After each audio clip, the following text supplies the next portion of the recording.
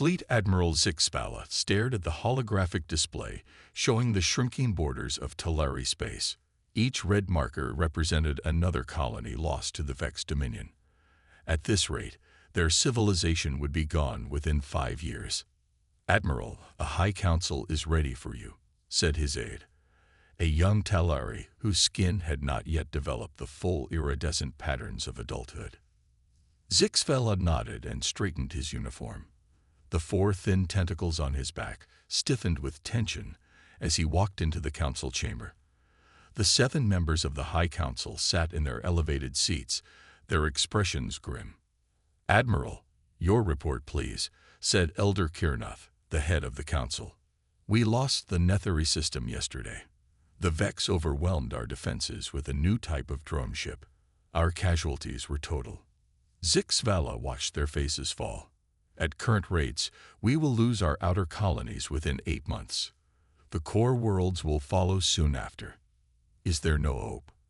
asked Councillor Veem, the youngest member. Zixvala hesitated. "I have been researching ancient conflict strategies. There was once a species known for their warfare abilities, a species that fought with a creativity and ferocity that we Talari lack." "You speak of humans," said Elder Kirnoth. "They are extinct. Their world was destroyed 3 centuries ago." "Yes, but not all humans died with their planet." Zixvala nodded to his aide, who activated a new hologram. "This is Outpost 47, orbiting a moon in the abandoned Terran system. It was a human military research station. Records indicate they were experimenting with long-term cryogenic preservation of their soldiers." The council chamber filled with murmurs. Councillor Veem leaned forward. "Are you suggesting these humans might still be preserved after 300 years?" "I am," Zixvala said firmly, "and I believe they may be our last hope." "This is foolishness," said Councillor Dreth, slapping his hand on the table. "Even if these creatures still exist in some frozen state, reviving ancient aliens to fight our war is madness." A new voice spoke from the entrance of the chamber. "Actually, it may be our only option." Dr. Neilbera walked in, her science officer uniform wrinkled from days without rest. Her skin was pale blue, marking her as from the southern continent of the Talari homeworld. "Dr. Neilbera, you were not summoned," said Elder Kirnoth. "Forgive me, Elder, but when I learned of the Admiral's proposal, I had to come." She approached the center of the room. "I have studied the historical records of humans extensively. They were remarkable warriors. Their short lifespans drove them to innovation in combat that species like ours, with our 1,000-year lives, never developed." "The doctor is right," said Zixvala. "Humans fought wars against themselves for most of their history. They mastered the art of violence in ways the Vex cannot predict." Dr. Neilbera nodded eagerly. "The Vex evolved as a hive mind. They win through overwhelming numbers and perfect coordination. But humans specialized in asymmetric warfare, in unexpected strategies that defy logical analysis. The very chaos of human thinking could be the weapon we need." Elder Kirnoth looked troubled. "How can we trust these humans? If they were such violent creatures, they might turn on us." "They will help us," Zixvala said confidently, "because the Vex are the same enemy that destroyed their homeworld." Silence fell over the council chamber. "Is this confirmed?" asked Councillor Veem. "Not with absolute certainty," admitted Dr. Neilbera, "but the weapon signatures match. We believe so." After hours of debate, the council voted 4-3 in favor of the Admiral's plan. Zixvala wasted no time. Within 2 days, his fastest scout ship was prepped and ready. Dr. Neilbera would lead the mission, along with a small team of scientists and soldiers. As the ship prepared to jump to light speed, Zixvala watched from the command center. The fate of his people now rested on the frozen bodies of an extinct species, humans, creatures of legend known for their ability to fight against impossible odds. If anyone could help them defeat the Vex, perhaps these ancient warriors could. "Safe journey," he whispered as the ship vanished into the darkness of space. Frank Miller felt cold. Not the normal cold of winter, but a deep freeze that seemed to reach his bones. His mind struggled to form thoughts as his eyes slowly opened. Bright light blinded him. He tried to lift his arm to shield his eyes, but his muscles refused to work.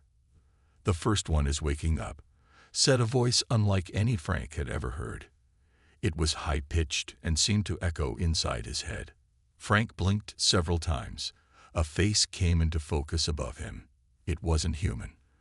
The skin was pale blue with patterns that seemed to shift. Large eyes blinked at him, 3 eyelids sliding across each eye. Frank tried to scream but could only manage a weak groan. "Please remain calm, human. You are safe," said the alien. "I am Dr. Neilbera. You have been in cryogenic sleep for a very long time." Frank's military training took over. He controlled his breathing and focused on making his body respond. Slowly, feeling returned to his fingers and toes. "How long?" he managed to ask, his voice rough from centuries of disuse. 312 years, said Dr. Neilbera. Frank closed his eyes again. 300 years. Everyone he knew was dead. Earth itself might be completely different. "Earth," he whispered. "I need to contact Earth." Dr. Neilbera's face showed an expression that even across species, Frank could recognize as sadness. "I am sorry, Major Miller. Earth was destroyed 297 years ago." Frank felt nothing at first. The information was too big to understand. Then, like a wave, grief crashed over him. He turned his head away from the alien doctor. In the days that followed, 7 more humans were awakened. Lieutenant Olivia Daniels was the second to wake up. She had been the tactical specialist of Frank's team. Her short brown hair was exactly as Frank remembered, though her face was thin from the long sleep. Sergeant Steve Thompson woke up angry, trying to fight the Talari medical staff until Frank calmed him down. With his broad shoulders and strong build, Steve had always been the squad's heavy weapons expert. Corporal Lucy Harding, their medic, adapted the quickest. Her curiosity about Talari physiology helped her push aside her grief. Private Sam Wells, their demolitions expert, barely spoke for days after learning about Earth. Private First Class Kate Morris, their sharpshooter, spent hours staring out the viewports at unfamiliar stars. Specialist Alan Brown, their communications officer, asked endless questions about Talari technology. Technician Joe Carter, their engineer, was the last to wake and immediately began tinkering with everything he could touch. The 8 humans gathered in a room the Talari had prepared for them. It looked like a poor copy of a human meeting room, with chairs that didn't quite fit human bodies and screens with controls that were hard to use with human fingers. "So Earth is gone," said Steve, his voice flat. "And these aliens want us to fight their war." "The Vex destroyed Earth," said Frank. "The same enemy the Talari are fighting." Olivia leaned forward. "Do we believe them? How do we know they're telling the truth?" "Dr. Neilbera showed me the records," said Lucy. "It matches what little we know. The Vex attacked Earth 60 years after we went into cryo." "I don't care if they're telling the truth," said Sam, speaking for the first time in days. "What else do we have to do? Everyone we knew is dust." Frank looked at each of his team members. They were soldiers, trained for the hardest missions, but nothing had prepared them for this. "Tomorrow, we meet with their admiral," Frank said. "We'll hear them out. Then we decide." That night, Frank stared at the ceiling of his quarters. The Talari ship hummed around him, the sound different from any human vessel. He thought of his family, his friends, an entire planet of humans, gone.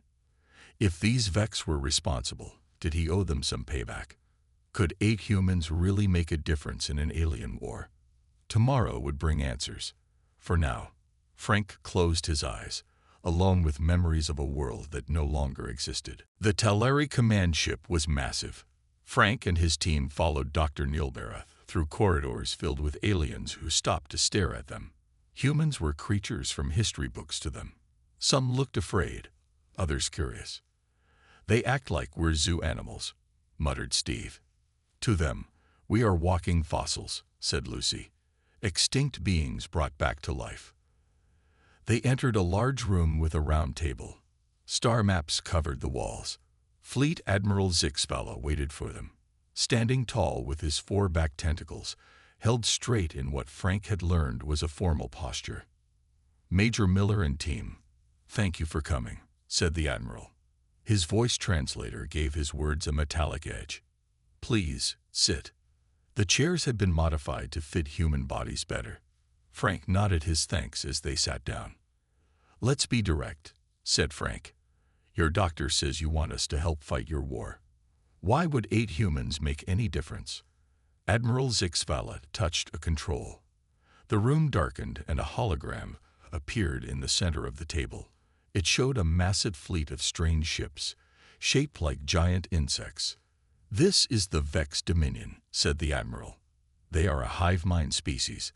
They think as one, fight as one. For 100 years, we have fought them. For 100 years, we have lost." The hologram changed to show a battle. Teleri ships fired at the Vex vessels, but their attacks seemed predictable. The Vex countered each move perfectly. "The Vex can predict our strategies," explained Admiral Zixpala. "Our species evolved as peaceful explorers. We think in patterns, logical patterns that the Vex learn and counter." "But humans don't," said Olivia, understanding first. "We're unpredictable." Dr. Neilbera nodded excitedly. "Your species evolved as both predator and prey. You think in ways we cannot. You use deception, misdirection, surprise, concepts foreign to both Talari and Vex minds." Frank watched the battle hologram replay. The Teleri ships moved in perfect formations. Their attacks came in regular patterns. Even he could predict their next moves. "You need chaos," said Kate with a small smile. "You need human thinking." "Yes," said Admiral Zixpala simply. Alan raised his hand. "I have a question. If the Vex destroyed Earth, why didn't you try to help us?" A heavy silence fell. Admiral Zixpala's skin patterns dimmed, a sign of sadness or shame. Frank had learned. "We did not know," said the Admiral quietly. "We discovered the Vex only after they attacked our outer colonies. By then, Earth had been gone for nearly 2 centuries. The hologram changed again, showing the beautiful blue planet, Earth. Frank felt his throat tighten. "This is from our historical archives," said Dr. Neilbera gently. "We had peaceful contact with humans briefly, 4 centuries ago. Then we lost touch as our civilizations followed different paths among the stars. The image changed to show Earth surrounded by Vex ships. We believe the Vex targeted your world because they recognized your potential threat," continued the doctor. "Your unpredictability, your capacity for warfare." Frank looked at his team. He saw anger in their eyes, grief, but also purpose. "Show us what we're up against," said Frank. "The full picture." For the next hour, Admiral Zixpala showed them the state of the war. The Talari were losing badly. Dozens of worlds had fallen. Billions had died. The Vex stripped each conquered planet of resources and moved on, leaving dead worlds behind. "If we help you," said Frank finally, "we need autonomy. Freedom to plan and act our way." "And the truth," added Olivia. "No more secrets about Earth or anything else." Admiral Zixpala's 4 tentacles curved forward in what Frank recognized as a gesture of agreement. "Yes to both conditions," said the Admiral. "But we must move quickly. The Vex are preparing to attack the Jerum colony. 10 million civilians live there." Frank looked at his team one by one. Each nodded. "Then let's get to work," said Frank. "Show us your weapons." Frank stood in the Talari war room, studying battle recordings of Vex attacks. His team gathered around him, each focusing on different aspects of the enemy. "Look at this," said Olivia, pointing to a pattern in the Vex ship movements. "They always maintain perfect spacing. When one ship is destroyed, the others immediately adjust formation." "Hive mind," nodded Frank. "They think as one." Kate leaned closer to the screen. "And that's their weakness. They have no individual initiative. For 3 days, they studied the Vex. Joe and Alan worked with Talari engineers to adapt weapons for human use. Lucy examined Vex biology from captured specimens. Steve tested Talari battle armor, making adjustments for human movement. On the 4th day, Admiral Zixvala called them to an emergency meeting. "The Vex fleet has changed course," he said, his voice urgent. "They are not attacking the Jeroen colony. They are moving toward our supply depot in the Levar system." "How many ships?" asked Frank. 23 attack vessels." Frank looked at Olivia. She nodded slightly. "We're ready," Frank told the Admiral. "We'll take a small strike force. Just one Talari ship plus our team." Admiral Zixvala's skin patterns flashed with alarm. "One ship against 23. That is suicide." "That's human tactics," said Steve with a grim smile. "They won't expect it." 2 days later, the humans and a crew of 30 Talari volunteers approached the Levar system in a modified scout ship. The ship had been painted black to blend with space. Its engines were dampened to reduce energy signatures. "Remind me of the plan," said the Talari captain, his voice nervous. "We'd hide behind the third moon," said Frank, pointing to the display. "The Vex will focus on the supply depot. When their ships spread out to surround it, we strike at this command vessel here." "How do you know which one is the command vessel?" asked the captain. "Watch their movements," said Kate. "The other ships adjust positions based on that one. They protect it." The Talari looked doubtful, but followed Frank's orders. Their ship slipped behind the small moon, engines powered down to avoid detection. "Now we wait," said Frank. Hours passed. Then the sensors detected the Vex fleet arriving. The insect-like ships moved with eerie coordination, spreading out around the supply depot. "There," said Olivia, pointing to one ship near the center of the formation. "That's our target." Frank nodded to the Talari captain. "Now." Their ship shot out from behind the moon, engines at full power. The Vex ships didn't react immediately. The surprise worked. "Ready weapons," ordered Frank. "Lucy, you're up." Lucy had discovered something critical about Vex biology. Their neural systems were highly sensitive to certain frequencies. She had helped the Talari engineers modify their weapons to emit those frequencies. Their ship raced toward the command vessel. The Vex ships finally began to respond, turning to intercept. "Fire the pulse," said Frank. A wave of energy burst from their ship. It wasn't deadly, but it disrupted the Vex hive-mind connection. The Vex ships faltered, their perfect formation breaking. "Now the real attack," said Frank. Their ship fired directly at the command vessel. Missiles struck its central section. The Vex ship shuddered but didn't explode. "Again," ordered Frank. More missiles hit the Vex ship. This time, explosions rippled along its hull. The other Vex ships began moving erratically, their coordination failing. "It's working," shouted Alan. Suddenly, their ship rocked violently. A Vex beam had hit their engine section. "We're losing power," reported the Talari pilot. "One more attack," said Frank. "Everything we've got." Their ship surged forward, weapons firing continuously at the damaged Vex command vessel. This time, the alien ship broke apart in a series of explosions. The effect on the Vex fleet was immediate. The ships moved randomly, some firing at empty space, others colliding with each other. "Get us out of here," Frank told the pilot. As their damaged ship limped away, Sam gripped his side in pain. A console had exploded during the attack, sending shrapnel into his body. "Lucy," called Frank. Sam's hit. Lucy rushed to Sam's side, but her face showed worry. "I don't know enough about treating human injuries with Talari medical equipment." Frank helped carry Sam to the medical bay. Their first victory had come with a cost, but they had proven that humans could change the course of this war. News of the successful attack spread quickly through the Talari fleet. Admiral Zixvala welcomed the humans back as heroes. Sam was rushed to the main medical facility, where Talari doctors worked with Lucy to treat his wounds. "Will he live?" Frank asked Lucy outside the medical bay. Yes, but it was close, Lucy said. Their medicine is advanced, but Talari bodies are different from ours. I had to teach them human anatomy as we worked. Frank nodded. We need to prepare for that. We can't afford to lose anyone. Within days, the humans began training special Talari forces. In a large room on the command ship, Olivia worked with a group of Talari soldiers.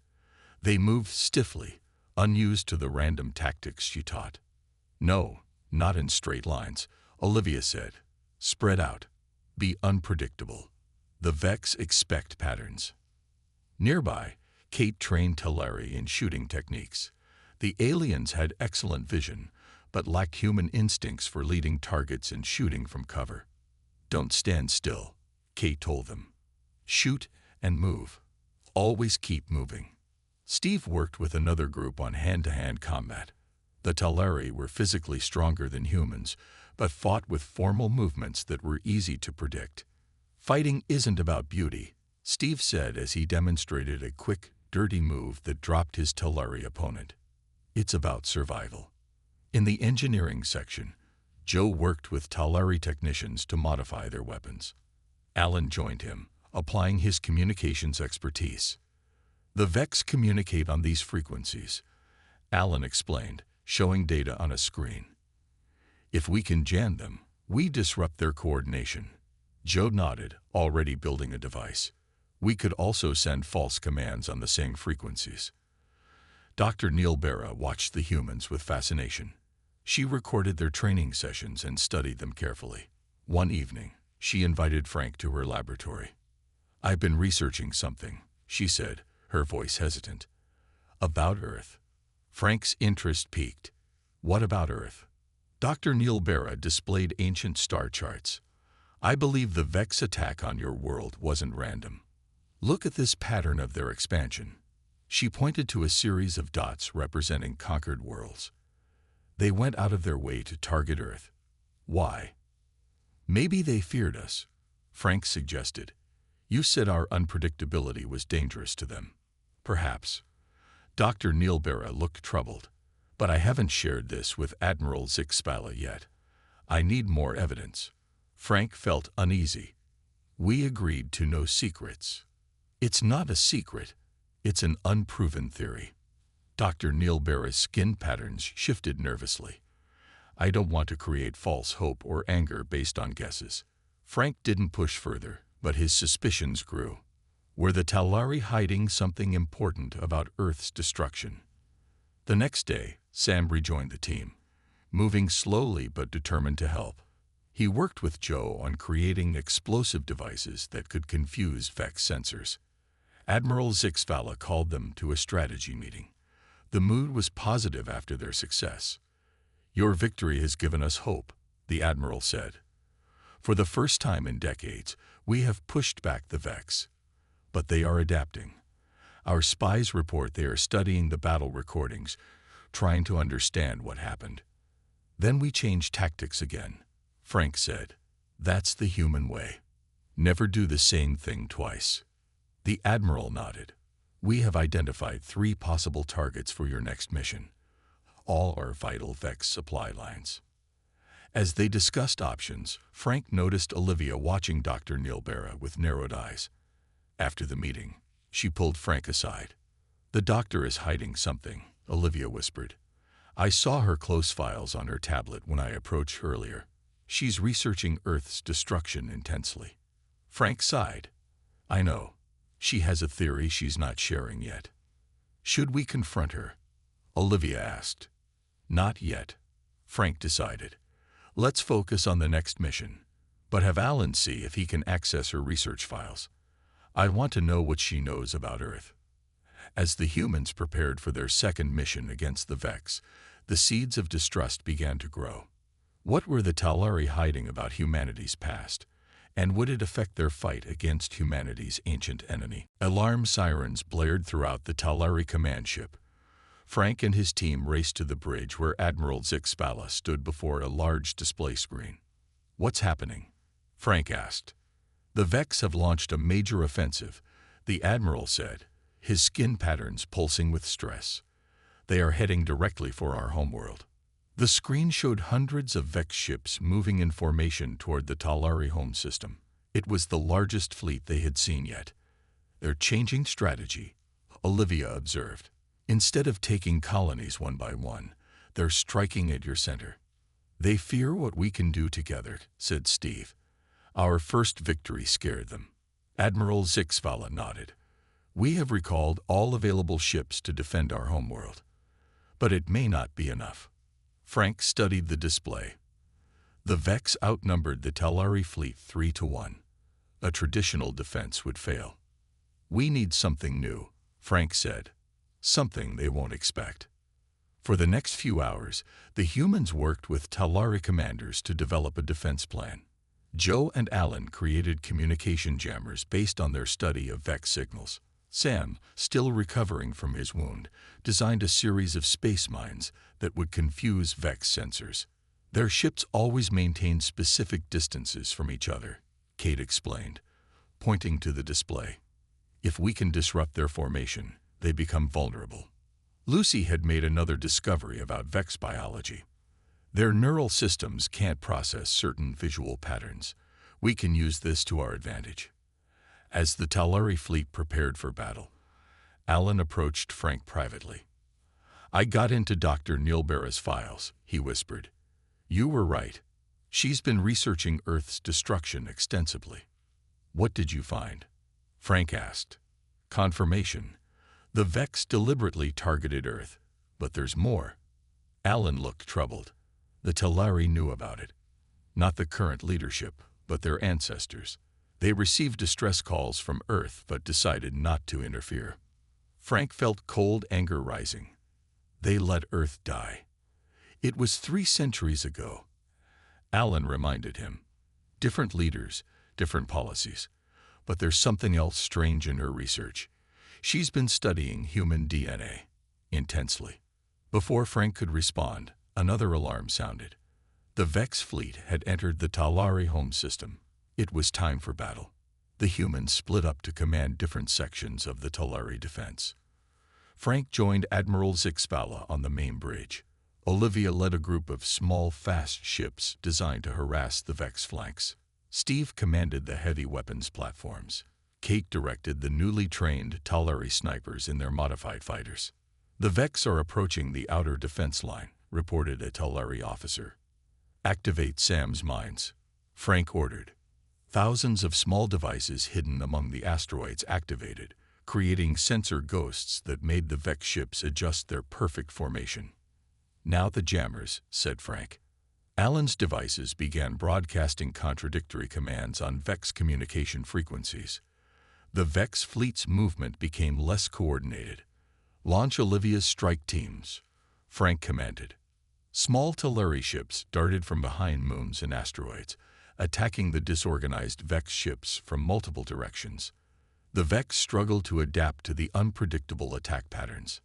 Main fleet, advance, ordered Admiral Zixvala. The largest Talari warships moved forward, targeting key Vex vessels that Kate's snipers had identified. Lucy's discovery about Vex visual sensitivity had led to new weapons that overwhelmed their neural systems. The battle raged for hours. Talari ships fell, but more Vex ships were destroyed. The hive mind struggled against human unpredictability. On the bridge, Frank watched as the Vex fleet began to break apart. Their perfect coordination shattered by human chaos. It's working, said Admiral Zixvala with wonder in his voice. As the battle turned in their favor, Frank's thoughts returned to what Alan had discovered. The Talari had secrets about Earth, about humans. After this victory, he would demand the truth. All of it. The victory celebration filled the halls of the Talari capital city. Colorful lights floated in the air, and strange music echoed through the massive domed buildings. The 8 humans stood out among the thousands of Talari citizens, receiving grateful touches from the aliens' 4-fingered hands. But Frank wasn't in a mood to celebrate. He had gathered his team in a private room away from the festivities. Alan, tell everyone what you found, Frank said. Alan nodded grimly. The Talari knew about the Vex attack on Earth. Their leaders at that time decided not to intervene. They let our world die? Steve asked, his face flushing with anger. It was their ancestors, not them, Lucy reminded everyone. Different leaders, different time. There's more, Alan continued. Dr. Neil Barra has been studying human DNA extensively. I couldn't determine why. Olivia crossed her arms. I say we confront her now. We deserve the truth. The door slid open, and Dr. Neil Barra entered with Admiral Zixpala. Both stopped when they saw the human's expressions. You know, said the Admiral softly. His skin patterns dimmed to a deep blue. Frank stood. Your people knew about Earth. You let it happen. Dr. Neil Barra stepped forward. Not us personally. But yes, our ancestors received distress calls from your world. The leaders then had a strict non-interference policy with younger species. And now you expect us to fight for you, Kate said bitterly. Admiral Zixpala's tentacles drooped in what Frank had learned was a gesture of deep shame. We cannot change the past, but we can try to make it right. How? Frank demanded. Earth is gone. Humanity is nearly extinct. Dr. Neil Barra exchanged a look with the Admiral, who nodded for her to continue. That is what I've been researching, she said. A way to preserve humanity. She activated a hologram showing a small planet with blue oceans and green continents. This is Nuom, an uninhabited world in a protected system, she explained.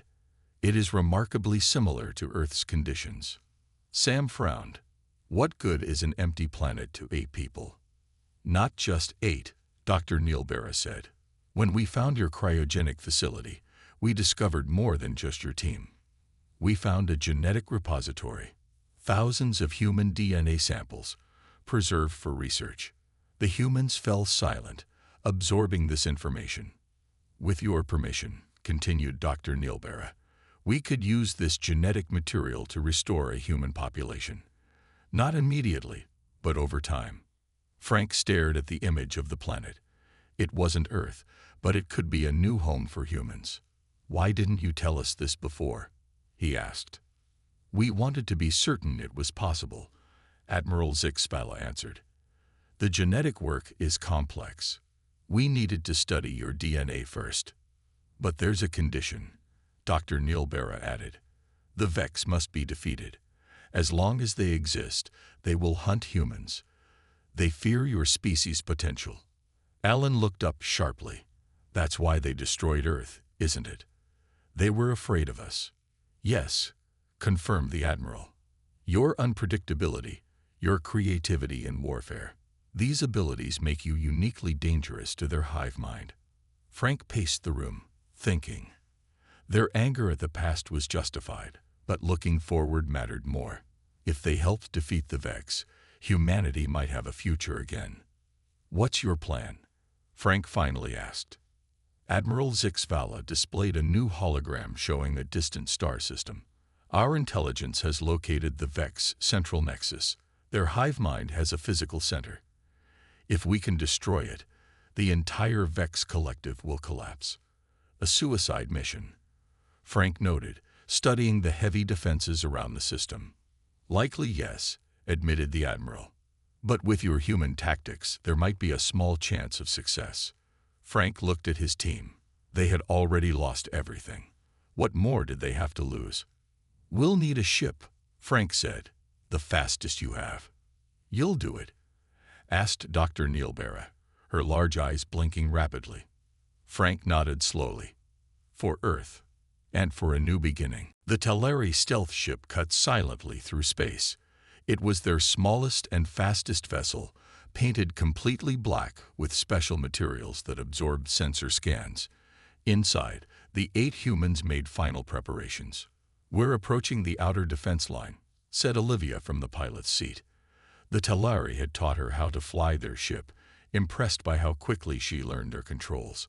Frank checked the weapon systems. Everyone ready. His team nodded. Each wore modified Teleri battle armor. Each carried weapons designed by Joe and the Teleri engineers specifically for this mission.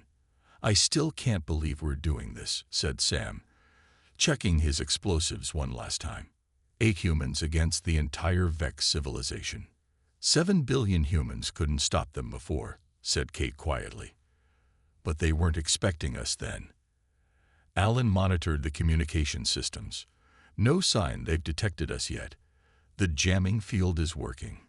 Their plan was simple but dangerous. They would slip past the Vex defenses around their home system, land on the Nexus planet, and plant a device that Dr. Neilbera had created. It would disrupt the central hive-mind connection, causing a cascade failure throughout the entire Vex collective. "Energy readings ahead," warned Lucy, who watched the sensors. "Vex patrol ships." "Hold course," said Frank. "Their sensors can't see us if we maintain speed." The ship glided past the massive Vex vessels. The insect-like ships seemed to sense something, turning slightly toward them, but the stealth technology held.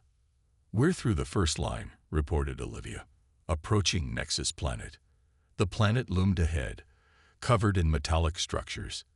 It looked like one giant machine, built to house the Vex central mind. "Landing zone identified," said Steve, pointing to a small area between massive towers. "Minimal activity detected." Olivia guided the ship down, landing with barely a sound on the metal surface. The humans checked their equipment one final time. "Remember," said Frank, "we placed the device at the central processing core. Activate it, and get out.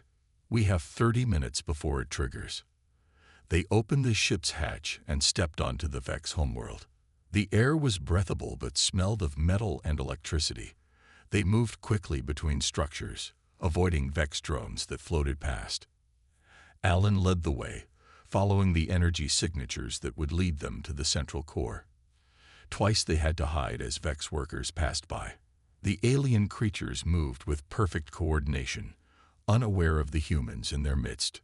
"There," whispered Alan, pointing to a massive dome structure. "That's it." They approached carefully. The entrance was guarded by Vex sentinels with energy weapons.